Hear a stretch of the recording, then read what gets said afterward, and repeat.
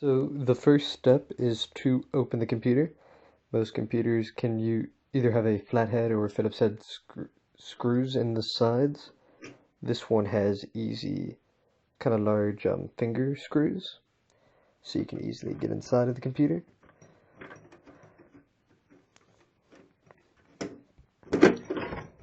And once you get inside, I went ahead and unplugged the fan and the CD drive, so I can easily get behind here.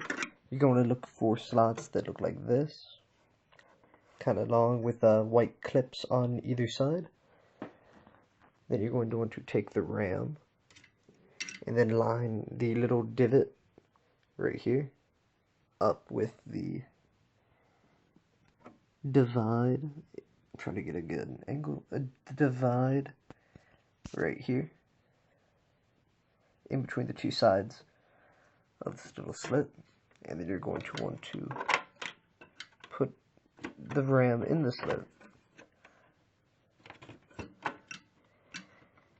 Push it in, push on both sides to make sure not to break the RAM, and then you're going to want to fold the little white clip up to lock the RAM into place so it's nice and sturdy. And then you're just going to do the same thing for the other stick.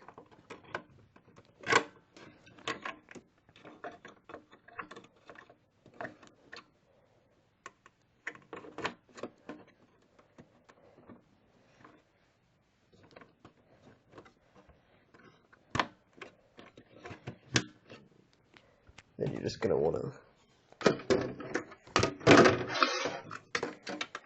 put the case back on.